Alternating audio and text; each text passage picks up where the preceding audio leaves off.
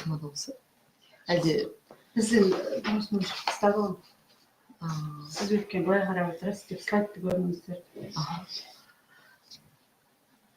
Сіздерге мына жақтан жауап жазсаңыздар, даусымыз естіліп тұр ма? Аха, естіліп тұр деп жазып жатсыздар. Қайырлы күн, қайырлы күн. Қазақ тілі мен әдебиеті пәнінде оқушылардың зерттеушілік дағдысын қалыптастырудың тиімді жолдары атты вебинарға қош келдіңіздер. Ендеше бастайық, Бүгін қазір бұл вебинарда Ажыбаева Жадыра Сәлімжанқызы және Дөненқожаева Мира Өтегенқызы Назарбаев зияткерлік мектебінің қазақ тілі мен әдебиеті пәні бойынша модератор мұғалімдері түсіндіретін болады. Ендеше кеттік.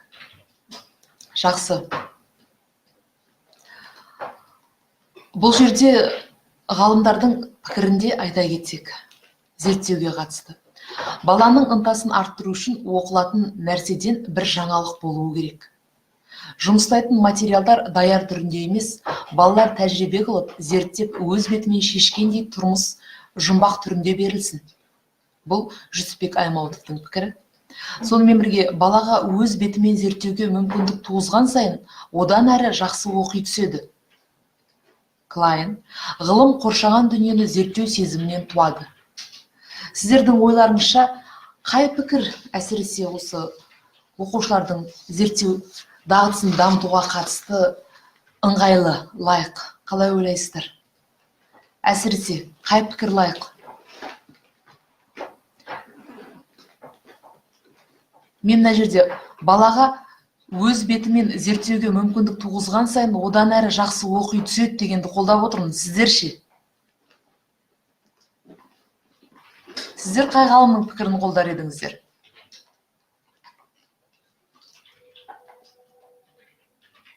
Естілмей тұр дейді, мына жақта бір мұғалім.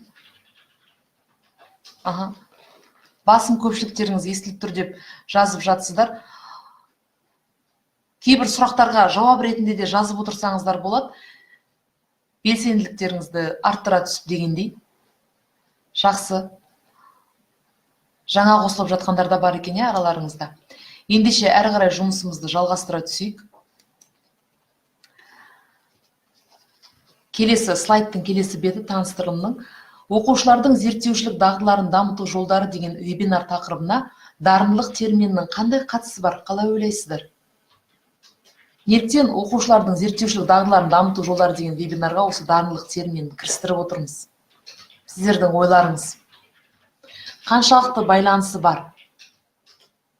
Ендеше мен дарындылық деген терминнің түсінігін анықтамасын шығарайын, бәлкім сіздерге түсініктірек бола түсетін шығар, Дарындылық деп баланың бірдей жағдайларда өз құрдастарына қарағанда білімді қабылдаудағы жоғары сезімталдығы мен шығармашылық көріністері түсіндіріледі. Ендеше баланың зерттеушілік дағдысының дамығандығын қалай анықтауға болады? Баланың бойында зерттеушілік дағдысының дамығанының өзін біз дарындылық деп атаймыз.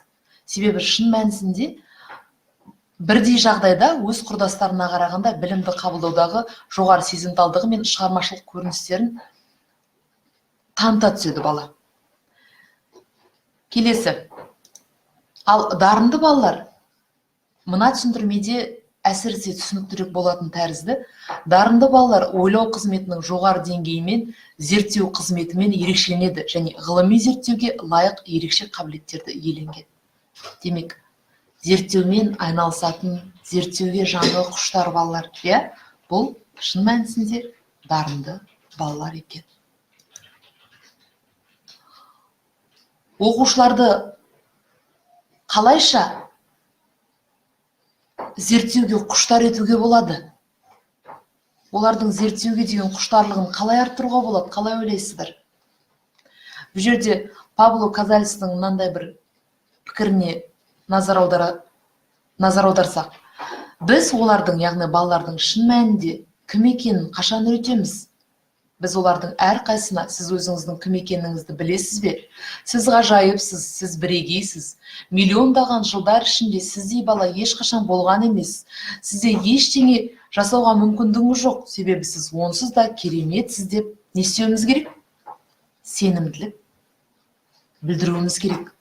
Оларға сенімділік білдіре отырып, біз олардың өзіне деген сенімділігін арттырамыз. Шын мәнісінде өзіне сенген бала кез келген зерттеуді жоғары деңгейде алып шығары сөзсіз. Әлемді қорғаудағы мемлекеттер мен ұлттардың арасындағы жауапкершілік деген бөлімдегі сабақты сіздерге ұсынғым келіп отыр. Бұл сабақ 9-шы сыныпқа арналған. Бұл бөлімде оқушылардың зерттеушілік дағдысын дамыту үшін қандай әдіс-тәсілдер жүзеге асырылды? Осыған назар аударып отырамыз. Ендеше жалпы сабақтың барысымен таныстырып өтейін. Оқу мақсаты оқылым дағдысын дамытуға негізделген әртүрлі ресурс көздерінен қажетті ақпаратты алу, яғни ғаламтор, энциклопедия, газет, журналдар, оқулықтар, ғылыми еңбектерден алынған деректерді дәлел ретінде қолданып, авторына сілтеме жасау. Осы оқу мақсаты бойынша жұмыс жасалды, сабағы өтілді. Сабақ мақсаты бойынша оқушылардың барлығы мәтіндерден қажетті ақпаратты таңдап, автордың ақпаратты қолдану себебін көрсетуі тиіс. Көбісі мәтіндегі мәселені шешуге бағытталған екі жолын таңдап, одан күтілетін нәтижені болжайды. Оқушылардың кейбірі таңдалған екі жолдың ұқсастығы мен айырмашылығын салыстырып, артықшылығы мен кемшілігін талдайды, қажетті ақпаратты дәлел ретінде ұсынады. Бағалау критерийлері ғаламтор, энциклопедия, газет, журналдар, оқулықтар, ғылыми еңбектерден алынған деректерді дәлел ретінде қолдана алады. Қызығушылықты ояту үшін оқушыларға тақтадан суреттер ұсынылды. Әлемді қорғаудағы елдер арасындағы жауапкершілік бөлімінде оқушыларға экологиялық тәрбие беру мақсатында, яғни пластикалық ластанудың алдын алуға баулу мақсатында осы пластикалық ластануға қатысты мәтіндер ұсынылды. Сонымен бірге жалпы сабақтың барысы осы тақырыпқа негізделген болатын. Сондықтан да оқушыларға алдарыңызда берілгендей суреттер ұсынылды және сәйкесінше сұрақтар қойылды. Сұрақтар алдарыңызда, яғни бұл суреттен нені аңғардыңыз? Пластикалық ластану теңіз өміріне және оның айналасындағы салаға қалай әсер етеді? Пластикалық ластануды төмендету үшін қандай шараларды ұсынасыз? Біз неліктен пластикалық ластануды төмендетуге атсалысуымыз қажет деген сияқты сұрақтардың өзі де оқушыларды зерттеуге баулиды, зерттеуге қатысты алғашқы қадамдардың бірі болып табылады. Бұл жерде сіздерге оқушылардың дарындылық қабілетін дамытуға арналған бағдарламаның ішінен алынған кейбір пікірлер берілген ғалымдардың. Соның бірі, мәселен, жалған және шындық деп бөлініп тұр. Жалған деп отырғанымызда, мәселен, біз көбінесе дарынды оқушылар туралы не ойлаймыз, ал шын мәнінде ол қалай, сол нәрсе берілген. Жалған, дарынды оқушылар кездейсоқ бөлінген топтарда жақсы жұмыс істейді және жұмыс мінсіз орындалады дейді. Шын мәнісінде көбіміз біз кейде солай ойлап қалуымыз мүмкін. Ал шын мәнісінде қалай? Дарынды оқушылар, яғни студенттер, оқушылар бір деңгейдегі құрдастармен жұмыс жасау және қарым-қатынас жасау арқылы көбірек пайда көреді екен. Көптеген зерттеулер, егер дарынды оқушыларға бір сыныпта бірге жұмыс істеуге рұқсат етілсе, бұл оның оң нәтижелерге, тіпті керемет жетілдірулерге әкелуі мүмкін екендігін растайды. Мұны шетел ғалымдарының бірі Кулик 2003 жылы айтып кеткен екен. Бұл арқылы не айтқымыз келіп отыр? Яғни, мұнда мен топ мүшелері туралы мәлімет бергім келіп отыр. Демек, осы ақпараттың жаңа сіздерге көрсетілген, яғни жалған дегеннен гөрі шындыққа жанасатын дүниені екшелей келе, оқушыларды деңгейіне қарай бірдей топқа бөліп отырғыздым. Сол кезде мынандай топтар құрылымдалды. Бірінші топ бұл сарапшылар қызметін атқарды, яғни басқа топтарға бөлініп кетіп, бақылаушы рөлін атқарды және топтарына оралған соң өздеріне белгіленген жұмысты жасады. Бұл А деңгейіндегі оқушылар, сарапшылар қызметін атқарды. Ал екінші топқа зерттеушілер деген атау беріп, бұл топтағы оқушыларға Б деңгейіндегі оқушылар топтастырылды және олар ғаламтордан мәтінді өздері іздеді. Яғни оқушыларға ноутбук берілді. Оқушылар тақырып бойынша оқылым мәтінін өздері тапты. Үшінші топ бұлар да зерттеушілерден құралады. Сіздерге бір назар аударып қойсақ, түсінікті болып жатыр ма?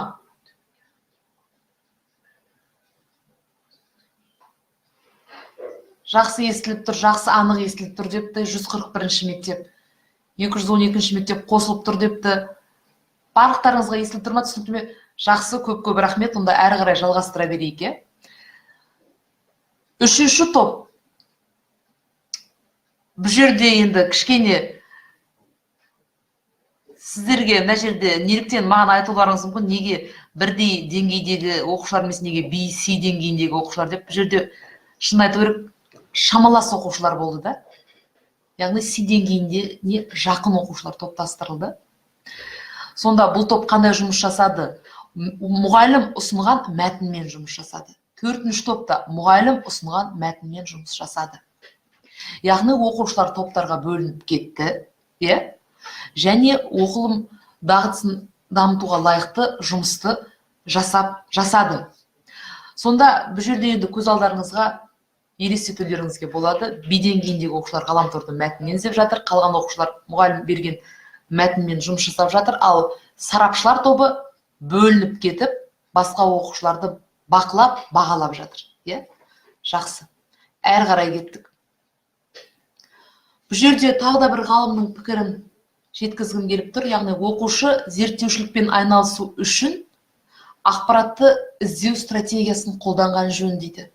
Оның өзіндік құрылымы бар. Оқушылар бірінші мәселені анықтайды, мәселенің маңыздылығын зерттейді, мәселеге қатысты сұрақтар тізімін жасайды, мәселеге қатысты ақпарат көздерінен көзқарастарды анықтап, қорытынды жасайды.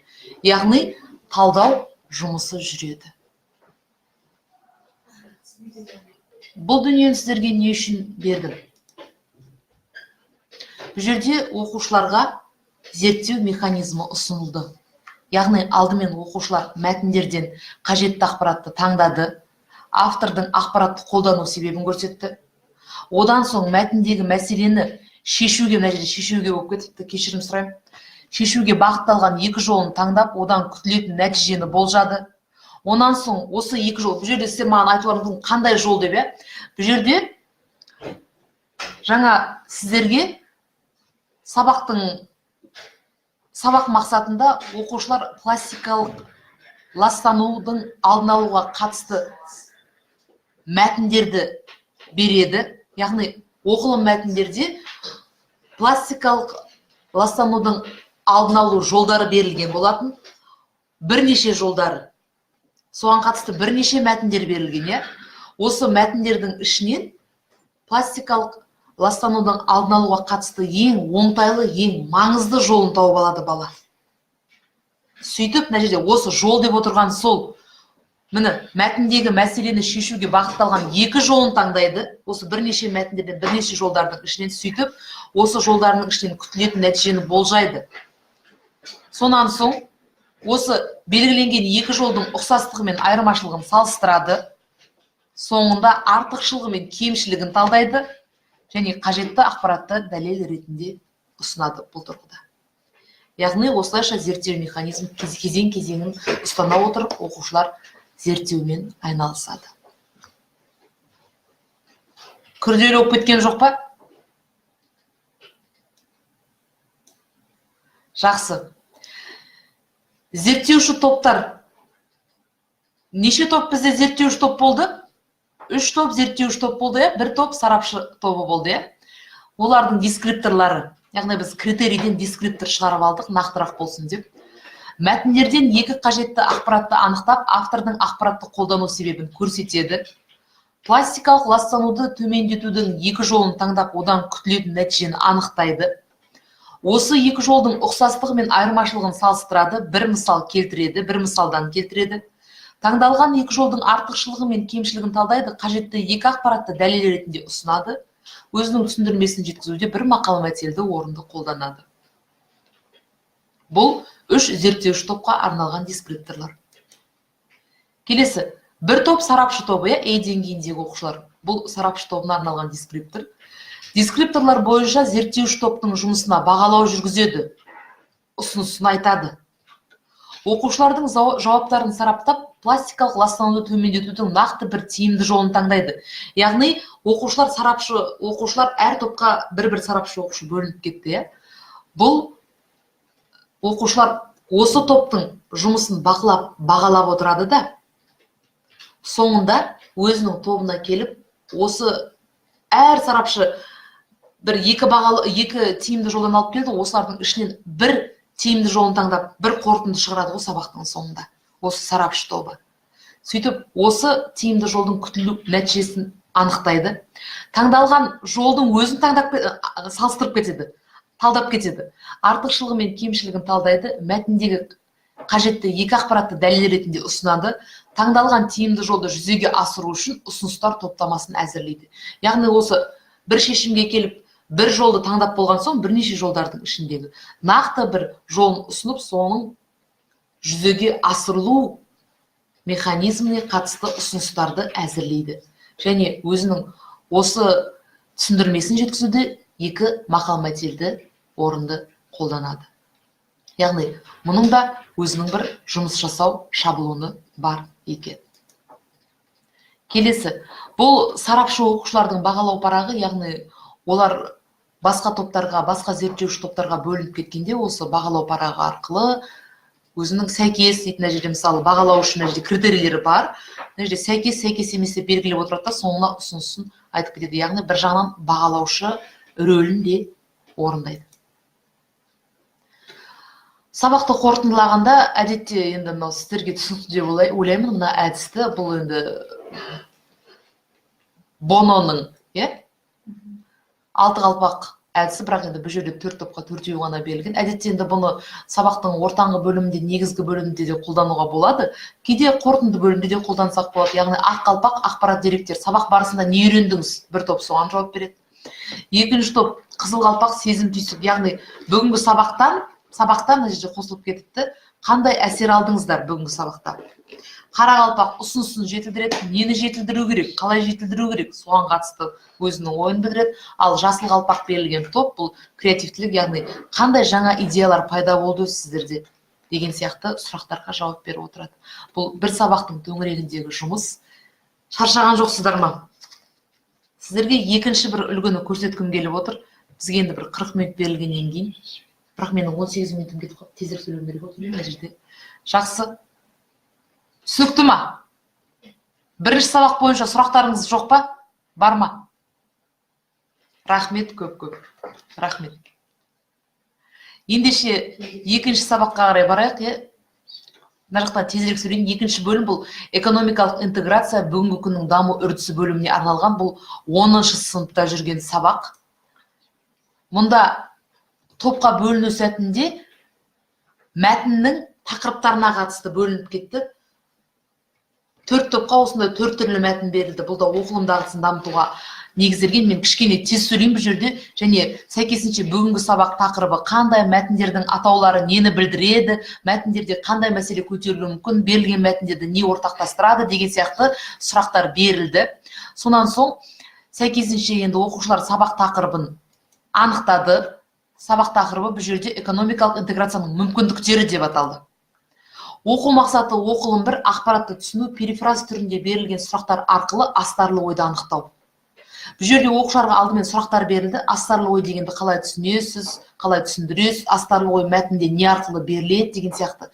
Өйткені біздің оқу мақсатының өзінде де астарлы ойды анықтау деген берілген, Сонан соң оқушылардың жауабын тыңдағаннан кейін оқушыларға салыстырыңыз деп сәйкесінше үлгі жауап берілді. Яғни астарлы ой мәтінде жеткізілмеген мағыналар ағыны айтылмаған. Әдетте астарлы ой метафоралар, тұрақ тіркестердің астарында көрініс табатындығы туралы оқушыларға мағлұмат берілді. Мұнан соң бұл жерде тағы да мен Перкинстің өз еңбектеріндегі шығармашылыққа қатысты мынандай бір пікірін айтып кеткім келіп отыр. Шығармашылық әлеует адамның шығармашылық қасиеттерін дамытады. Әрекетте шығармашылық тәртіпке шақырады. Шығармашылық 4 негізгі іс-әрекетті талап етеді: жоспарлау, сілтеме жасау, жою, соңғы өнім жасап шығару. Мақсат бұл жаңа өнім жасау дейді. Бұл жерде мен неліктен бұл түсіндірмені алдым, өйткені оқушылар тапсырма бойынша бір өнім жасап шығарды, әрине оған сәйкесінше әдіс тәсіл берілді. Бірінші, үшінші топқа бірдей 2 мәтін берілді, екінші, төртінші топқа бірдей 2 мәтін берілді, және дескрипторды қалай құрасыздар деген сияқты оқушыларға сұрақ берілді. Оқушыларына тапсырмаға байланысты дескриптор құрды. Енді дескрипторды қазір алдағы уақытта айтамын. Бірінші, үшінші топқа астарлы ойды кешенді талдау әдісі берілді. Оқушылар мәтіндегі астарлы ойды тауып, дәлел келтіріп, астарлы ойдың тиімді тиімсіз тұсын зерттеу керек, және соған қатысты өзінің көзқарасын, қорытынды шешімін беру керек. Бұл жерде біздің оқу мақсатымыз перефраз түріндегі сұрақтар арқылы жауап береді дегендіктен, оқушыларға интеграцияның Қазақстан үшін қандай мүмкіндіктері бар деген сұрақ берілді. Оқушылар осы сұрақ арқылы жауап берді. Аласыздар деп ойлаймын. Келесі. Сәйкесінше дескрипторлар мәтіндегі астарлы ойды анықтайды, астарлы ойға мәтіннен дәлелдер келтіреді, астарлы ойдың тиімді тиімсіз тұсын жеткізеді. Бұл жерде сіздер 2-3 сөйлеммен береді деген сияқты нақты деректерді беріп кетсеңіздер болады. Астарлы ойға қатысты көзқарасын мақал мәтелмен ұсынады.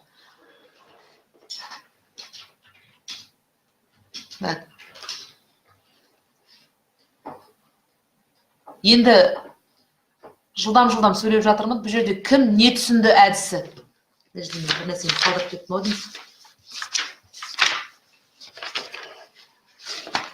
Мына жерде мен қазір тезірек бір нәрсені қарап жіберейінші.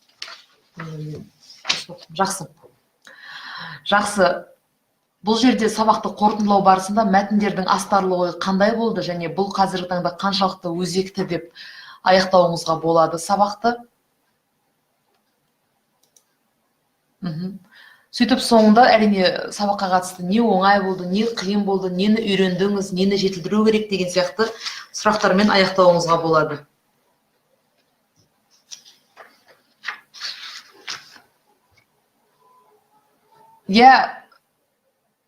Екінші сабақ өте жылдам аяқталды, өткені сізге 18 ғана минут қалды деймін. Уақыт кетіп бара жатыр.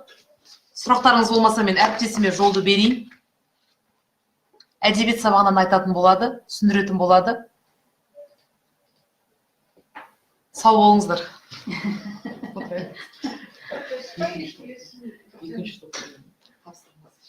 Бастай беретін шығар. Бірінен кейін бір жалғастыра бересіздер дейді. Қайырлы күн, құрметті әріптестер, саламатсыздар ма? Қош келдіңіздер бүгінгі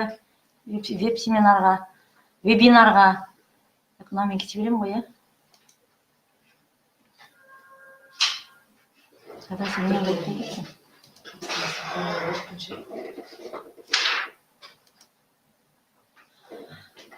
Мен Мира Өтеген-қызы, осы Назарбаев зияткерлік мектебінің қазақ тіл әдебиет пәні мұғалімі. Сіздерге енді қазақ әдебиеті пәні бойынша оқушылардың зерттеушілік дағдыларын дамытудың жолдары деген тақырыпта өзімнің іс тәжірибеммен бөлісетін боламын. Жалпы Назарбаев зияткерлік мектептерінде кіріктірілген білім беру бағдарламасы оқушылардың зерттеушілік дағдыларын дамытуға бағытталған. Мысалы, қазақ әдебиеті пәнінен алатын болсақ, оқушылардың коммуникативтік дағдысын дамытуда оқу мақсаттарына қарайтын болсаңыздар, оқушылар нені оқу керек дегенде, нені оқыту керек дегенде, білу түсіну деңгейі бойынша көркем шығарманың мазмұны мен пішінін, әдеби шығарманың тұжырымдамасын, көркем шығармадағы образды, шығармадағы үзінділер арқылы оқып талдап үйренеді біздің пәндерімізде. Ал талдау жинақтау деңгейінде олар нені меңгереді дейтін болсақ, әдеби шығарманың композициясын, автордың бейнесін, ондағы көркем шығарманың тілі туралы ізденіп, зерттеу дағдыларын қалыптастыратын болады. Ал бағалау деңгейінде тарихи және көркемдік құндылығына, шығарманың заманауилығы мен жаңашылдығына баға беріп, олар әдеби эссе жазады және әдеби сын жұмыстарын жазады. Енді осы жұмыстарды ұйымдастыру барысында біз оқушының зерттеушілік дағдысын қалай қалыптастырамыз? Әрине, әрбір сабағымызда күнделікті оқушының жеке қабілетін, мүмкінділігін анықтау үшін деңгейлік тапсырмалар арқылы оқытамыз. Сол арқылы біз дарынды балаларды, талантты балаларды анықтаймыз. Одан кейін проблемалық оқыту арқылы оқу материалын өмірмен байланыстыра отырып, оқушыларды білімді өз бетімен меңгеруге талпындырамыз. Әрине, дарынды балалармен жұмыс істегеннен кейін оларды зерттеушілікке бағыттағаннан кейін оқушының өз бетінше білім алуына жағдай жасауымыз қажет. Оқушылардың зерттеу жұмысын жүргізуге және зерттеу әдіс тәсілдеріне негізделген белсенді оқуға ынталандыру деп отырғанымыз біздің күнделікті өміріміздегі әдіс тәсілдеріміз, сабақтағы тиімді әдіс тәсілдеріміз, яғни жаңа стратегияларымыз. Ойлау дағдыларын дамыту, жеке және жұптық, топтық жұмыстарды өзара үйлесімділікпен қолдану, өз бетінше мақсат қоюға, мәселені зерттеуге, жауап іздеуге өз беттерінше, ол мәселені талқылап, ол мәселені шешуге бағыттау, бұның барлығы осы сабақ процесі кезінде жүзеге асатын әрекеттер. Енді жалпы қазақ әдебиеті пәні бойынша оқылым тапсырмаларының үлгілері. Зерттеушілік дағдыны дамытуға бағытталған тапсырмаларымыз көбінесе біз көлемді шығармаларды өтеміз. Қазақ әдебиетінен кейіпкерлердің психологиялық көңіл-күй өзгерістеріне, автордың көзқарасы мен себебін оқу және дәлелдеу, шығарманың бөлімдерін түсініп оқу, ақпаратты зерттеу, синтездеу, жоспарлар жасау, тезис, конспект, қысқаша мазмұндау, сұхбат, репортаж, эсселерді сын тұрғысынан оқу, жазу және редакциялау деген сияқты дағдыларды қалыптастырамыз. Ақпараттық ресурстарды қолдана отырып, әлем әдебиетінің құндылықтары туралы зерттеу жүргізу және сыни тұрғысынан ойлау арқылы сын пікірлер айта білуге машықтандырамыз. Ал жазылым тапсырмалары бойынша қазақ классикалық әдеби шығармаларындағы ақпараттарды синтездеу, әдеби шығармалардың аудармаларына ауызша және жазбаша тапсырмалар ұйымдастыру жұмыстарын жүргіземіз. Енді ол жұмыстарды жүргізу барысында мен сіздерге қазір өзімнің сабақта қолданған әдіс тәсілдеріме тоқталып өтейін. Жалпы әдебиетте зерттелген сипатталған үш аспект бар. Бұл зерттеудің құрылымдалған және мұғалімнің жетекшілігімен жүргізілетін зерттеу түрі және ашық зерттеу деген. Бұл да бізге ауадай қажет, себебі мысалға құрылымдалған зерттеуде бұл сабақ үдерісіндегі зерттеушілік дағды қалыптастыруға бағытталған әдіс тәсілдер. Оларды айтып кеттім. Ал енді мұғалімнің жетекшілігімен жүргізілетін зерттеу бұл сабақтан тыс уақыттағы мұғалімнің көмегімен жүргізілетін зерттеу жұмыстары. Мысалға, оқушыны біз бағыттап ғылыми жобаларға дайындаймыз деген сияқты тағы басқа әртүрлі зерттеудің түрлеріне қарай бағыттаймыз. Ал ашық зерттеу деп отырғанымыз бұл оқушының өз бетінше жүргізетін зерттеу жұмыстары. Яғни ол бірнеше уақытқа созылуы мүмкін, оның мұғалімнің көмегімен берілген бір зерттеу жұмыстарын өз бетінше іздеуге дағдылануы болып табылады.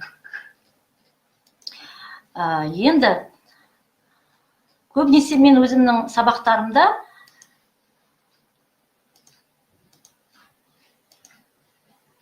бір слайдым кетіп қалды. Көбінесе өзімнің сабақтарымда қазақ әдебиетінен осы оқушылардың зерттеушілік дағдысын қалыптастыру үшін мен зерттеу кестесі әдісін көбірек қолданамын. Сонымен бірге фило кестесі деген бар, проблемалық оқытуға байланысты әдеби үйірме немесе әдебиет лотосы деп аталатын әдістер бар. Сонымен бірге дананың кілттері деген сияқты бірнеше әдістер бар. Енді солардың қазір мен өзім пайдаланғандарымды сіздермен бөлісуге тырысамын. Мына алдарыңызда тұрған слайдта бұл кесте әдеби шығармаға сюжеттік композициялық талдау жасауға арналған кесте. Бұл да зерттеу кестелерінің бірі. Бұл жерде біз 11-ші сыныпта Мұхтар Әуезовтің Абай жолы роман эпопеясын өтеміз ғой. Сол кезеңде романның әрбір бөлімін біз оқушыларға үйден алдын ала оқуға тапсырамыз. Міне осы романның бөлімін оқыған оқушы, мысалға қайтқанда тарауы бойынша оқыған оқушы, мынандай кесте жасау арқылы өздігінен білімін жетілдіріп, осы романға композициялық талдау жасап келу керек, осы бөлімге. Сіздер көріп отырғандай, бұл жерде тақырып, әдеби жанр, оның эпикалық жанрдың қай түр екендігі, тарау оқиғалардың негізгі идеясы, содан кейін кәдімгі композициялық құрылысы, сюжеттің басталуы, байланысы, дамуы, шиеленшақтаушы шешімі. Немесе бұны сыныптың үстінде топтық жұмыс ретінде де беруге болады, немесе дарынды балаларға жеке үйге, жеке жұмыс ретінде де беруге болады. Әсіресе ғылыми жобаға қатысатын балаларымызға осындай жұмыстарды көбірек береміз. 7-ші сыныпта Шерхан Мұртазаның 100 жылдық жара деген әңгімесін өтеміз әдебиет пәнінен. Бұл жерде көркем шығарманың идеясына сай кейіпкерлер жүйесін саралау деген мақсатымыз бойынша кестеде 7-ші сыныпқа келген балаға біз осыны үйрете бастауымыз керек, өйткені оқушы кейіпкердің жүйесін саралап үйренуге дағдылану қажет. Мысалға, мына жерде ол кейіпкердің портреті, әңгімедегі әрекеті, бұл шығармамен жасалатын жұмыстар, шығарманың ішінен осы мәліметтерді бала іздеп тауып жазуға тиіс, және де оған менің көзқарасым деп оқушы өзінің жеке көзқарасын білдіру керек. Бұл жерде сын тұрғысынан ойлау бойынша, яғни ана кейіпкерлерге оқушы мінездеме беруге үйренеді. Сонымен бірге бұл шығарманы зерттеу үшін бірнеше элементтерді қарастыруға болады. Мысалы, әңгімедегі киелі ұғымдар мен киелі заттарға зерттеу жасаңыз. Бұл шығарма өздеріңіз оқысаңыздар ұлттық құндылықтарға тұнып тұрған шығарма ғой. Сондықтан да бұның ішінде осындай киелі ұғымдар, киелі заттар, салт дәстүрлер, ырым-тыйымдар, мақал мәтелдер өте көп кездескен. Солардың ішінде мына кесте бойынша олар киелі ұғымдар мен киелі заттарға зерттеу жасады. Мысалға, наным сенімдерді тауып алады шығарманың ішінен. Олардың киесі қасиеті неде, осыны анықтайды шығармамен байланыстырып, сосын міндетті түрде шығарманың үзінді келтіреді. Бұл да шығармамен жұмыс жасауға, оқушыларды зерттеуге бағыттайтын жұмыстың бір түрі. 8-ші сыныпта Шыңғыс Айтматовтың Найман-ана атты шығармасын өтеміз. Бұл жерде тағы бір зерттеудің түрі, бұл шығарманың көркем шығарманың тілдік ерекшелігін зерттеу. Бұл да бізге өте ауадай қажет, себебі біздің оқушыларымыз емтихан жұмыстарында, сыртқы жиынтық бағалауларда, мектеп бітіру емтихандарында мәтін талдау деген тапсырма бойынша емтихан тапсырады. Сондықтан да біз міндетті түрде көркем мәтінмен де, көркем емес мәтінмен де осындай тілдік талдауға зерттеп оқушыларды дағдыландырамыз. Бұл жерде енді әрине көркемдеуіш құралдарды тапты оқушы, теңеу, эпитет, метафора, тұрақ тіркестерді мәтіннен мысал келтірді. Одан кейін автор оны неліктен қолданды, қолдану ерекшелігі не, ол оқырманға қалай әсер беріп тұр, немесе мәтіннің көркемдік, тілдік ерекшелігін қалай арттырып тұр, осыны бала талдап жазу керек.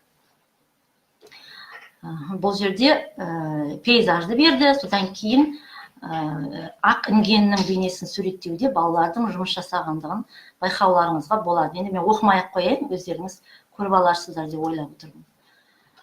Одан кейін 8-ші сыныпта біз Роза Мұқанқызының Мәңгілік бала бейнесі деген шығармасын өтеміз. Бұл да өзекті тақырыпқа арналған шығарма, Семей полигоны туралы соның зардаптарын қозғайтын шығарма.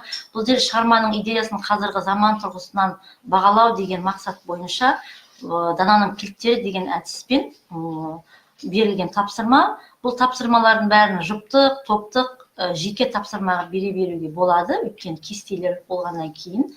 Бұл тапсырма қолдану, талдау, жинақтау, бағалау, салыстыру деңгейлерінде құрылған. Оқушылардың шығармашылық қабілетін арттырады, сыни ойлау арқылы мәселені жан-жақ талдауға, сынауға, сосын жаңағы айтып отқандай шығарманың идеясын қазіргі заман тұрғысынан бағалауға үйретеді. Қарап отырсаңыздар, бұл жерде бірнеше 5 кілттің міндетін оқушылардың, бұны 5 кілттің қызметін 5 топқа бөліп беруге де болады, топтық жұмыс ретінде. Мысалға, қиыстыру деген кілтте бұлар шығармадағы кереғар нәрселерді қиыстырады. Мысалға, бұл шығармадағы Ләйла мен Қатираның бейнесі бір-біріне кереғар бейнелер. Міне осы екі бейнеге ортақ қандай мәселе бар? Автор соны қалай көрсетті? Осыны талдайды. Кемшіліктер кілтінде шығармадан жалпы қандай кемшілік байқадыңыз? Қай эпизодқа келіспейсіз? Қай эпизодтағы көрініске, ойға келіспейсіз? Дегенде бұл жерде оқушының сыни ойлау қабілетін дамытуға болады. Егер сіз автор орнында болсаңыз, шығарманы қалай аяқтар едіңіз? Немесе қай эпизодқа өзгеріс енгізер едіңіз? Бұл да оқушының шығармашылық қабілетін дамытуға бағытталған. Ізденушілік қабілетін, яғни ол жерде шығарманы басқаша аяқтауға ұсыныс береді. Конструктор кілті шығармада автор ұлт трагедиясын қалай суреттеген, яғни шығарманың оқырман үшін тәрбиелік мәнін ашыңыз. Конструктор деген құрастыру ғой, сол жерде бала өзі ойлап табу керек, тәрбиелік мәні қандай бұның ұлт трагедиясын суреттеуде. Ал енді бұл жерде енді мен несін жазып қойыппын, автор жаңашылдығына баға беріңіз деп, шығарманың оқырман үшін тәрбиелік мәнін ашыңыз дегенге жауабым. Яғни осы шығармадағы автордың жаңашылдығына баға беріңіз дегенде де балада осындай бір өзіндік іздену, бір мәселеге сыни тұрғыда қарау деген сияқты дағды қалыптасады деп ойлаймын. Тез айтып жатқан жоқпын ба? Түсінікті ма? Сіздердің ойларыңыз қалай? Енді уақытқа қарап үлгеруге тырысып жатырмыз, 40 минут берілгеннен кейін. 10 сыныпта біз Дулат Исабековтың Ақ қыз хикаятын өтеміз, повесті. Бұл жерде көркем шығарманың идеясын, маған көрмей қалды ол өзіме, саралау деп тұр ау деймін, соған байланысты кейіпкерді зерттеу картасы берілген. Бұл жерде де енді бағанада айтылып өттім, осы шығармадағы кейіпкерлер бейнесін не бала классификация жасайды. Мысалға, шығармадан міндетті түрде кейіпкердің портретін табады, сосын кейіпкердің іс-әрекетін айқындайды, кейіпкердің сөз саптауы, ойлау ерекшелігін бағалап соны айқындайды, және кейіпкердің мінезіндегі ұнамды және ұнамсыз кейбір қасиеттерді, кейбір әрекеттерді оқушы сол шығармадан тауып алып жаза білу қажет. Келесі, енді Блум таксономиясын, оны бәріңіз де жақсы білесіздер. Бұл Блум таксономиясы жалпы оқушылардың нағыз жаңа деңгейіне қарай тапсырмаларды жіктеп беруге бағытталған және деңгейін анықтайтын, сонымен бірге бұл да зерттеушілікке дағдысын қалыптастыруға өте бір тиімді әдістің бірі. Мұның енді сіздер шарттарын білесіздер, білу, түсіну, қолдану, анализ, синтез, бағалау екендігін, білу деңгейінде шығарманың жанры, неше бөлімнен тұратын, шығарманың сюжеттік желісін талдайды, түсіну деңгейінде шығарма идеясына сүйене отырып кейіпкерлердің іс-әрекетіне талдау жасап, оларды өз көзқарастары бойынша нақты дәлелдермен түсіндіреді. Ал қолдану деңгейінде шығармадағы ұлттық құндылықтардың қазіргі өмірмен байланысын, бүгінгі таңдағы маңызын дәлелдеп түсіндіреді. Анализде аламанның бейнесіне осы шығармадағы және қосалқы кейіпкерлердің іс-әрекетіне талдау жасайды. Анализ деген талдау ғой енді. Синтезде, жинақтауда, хикаятта қолданылған көркемдеуіш құралдардан дәлелдер келтіріп, автордың тіл байлығын, қазақ тілінің байлығына қосқан үлесі жайлы ортақ ойларын қосады. Ал бағалауда осы шығармаға дәлелдер келтіру арқылы автордың шешімін бағалайды. Яғни бұл шығарма ұлттық құндылықтарымызды насихаттайтын ең керемет шығармалардың бірі. Соны оқушы жан-жақты бағалап айта білуі қажет осындай жұмыстар арқылы. Осы шығарма бойынша шығармадағы әдеби тілді құбылту мен айшықтаудың троп пен фигураның түрлерін ажыратып талдау. Бұл жерде де әрбір эпизодтар беріледі балаларға. Бір топқа пейзаж, бір топқа портрет, бір топқа тағы бір әрекет, мысалға диалог, бір топқа монолог деген сияқты. Осылардың ішіндегі көркемдеуіш құралдарды, мысалға аллегорияны тапты. Мына жердегі Аққыз бен Наймантайдың екеуінің диалогы арқылы аллегорияны табу керек бала. Одан кейін мына жердегі Наймантайдың жігіттері, жалпы барымташы жігіттердің бейнесін сипаттағандағы автордың қолданған тілдік қолданысы, метонимияны тапты бір топ, синекдоханы тапты одан кейін. Және сонымен бірге теңеулі эпитетті табады. Және бұлардың не үшін автор, не нәрсені суреттеуге үшін қолданғандығын ашып жазу керек. Мақал мәтелдерді тапты, бірнеше мақал мәтелдердің қолданысы бар. Бұл да зерттеуге бағыттайтын жұмыстың бірі.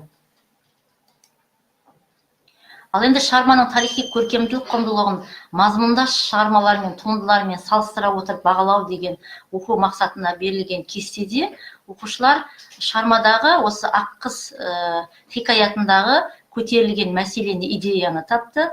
Одан кейін оқиғаның өткен уақытын, мекенін, қай жерлерде өтті, қай кезеңде жазылған шығарма екендігін, басты кейіпкерлерге тоқталады, сосын көркемдік құндылығын ашады. Көркемдік құндылығында бұл шығарманың қазақ халқының тұрмыс тіршілігін, жастардың серлік дәурені мен саятшылық өнері туралы қазақы дәстүр, ұлттық ойындар, қазақы мінезді суреттеуге арналған шығарма екендігін, оның көркемдік құндылығы өте бай, тілі бай, портрет, пейзаж жасауда тіл шеберлігі бай екендігін тауып айту керек. Оны бағана енді алдыңғы сабақтарда бұның барлығын олар тапты ғой, троптың түрлерін. Соған байланысты бұны бұлар айта алады. Одан кейін шығарманың тарихи шындығын табу керек. Бұл тарихи шындығын табу үшін бұл тапсырма оқушыларға алдын ала үйге беріліп жібереді, себебі өз беттерінше бұлар ақ қыздың өмірдегі бейнесін тауып келу керек болатынды.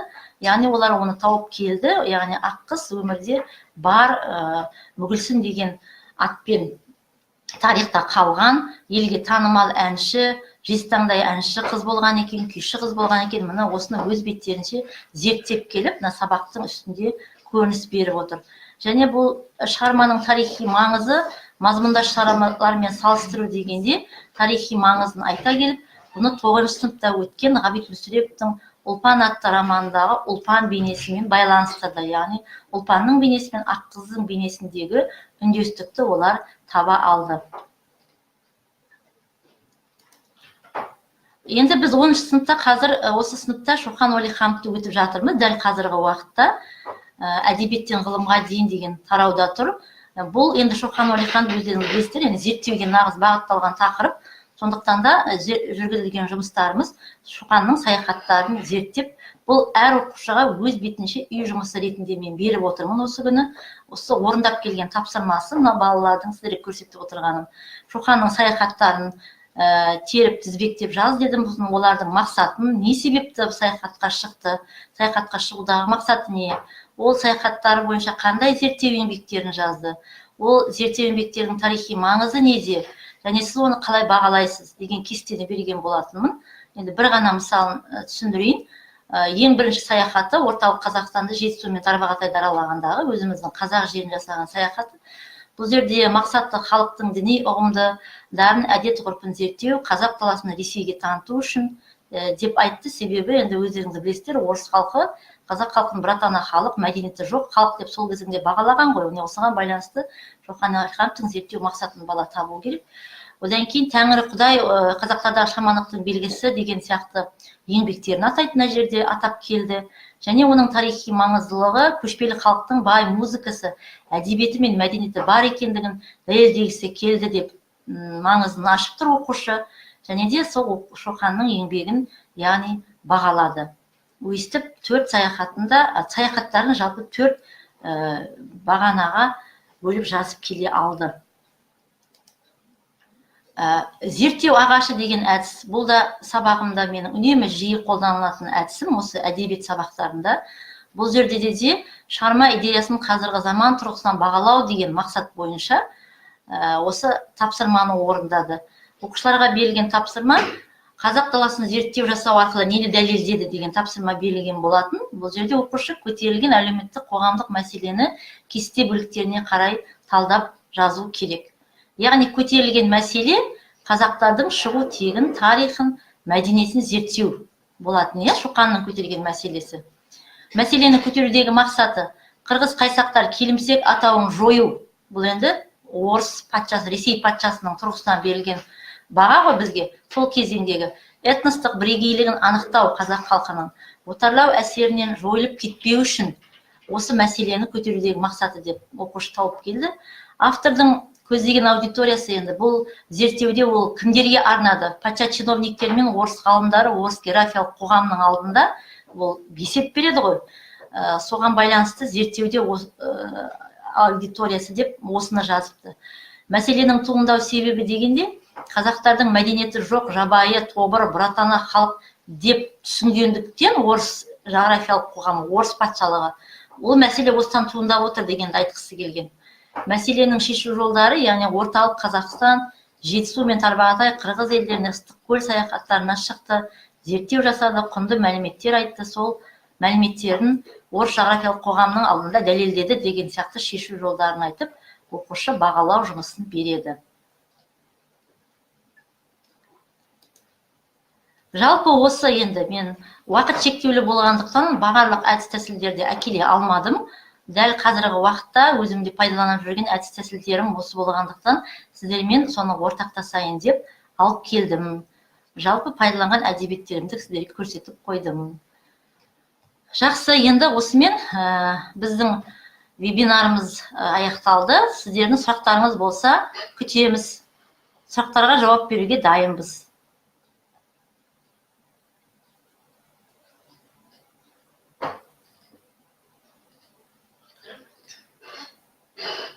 Сұрақтарыңыз бар ма?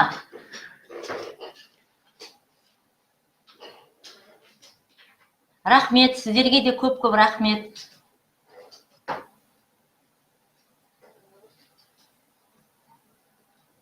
Рахмет, айтқандарыңыз келсін. Әмин.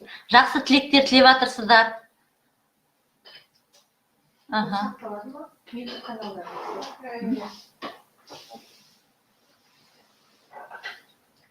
Олай болса, рахмет. Иә, олай болса сау болыңыздар. Сіздермен әлде жүздесеміз деп ойлаймын. Жақсы. Сау болыңыздар.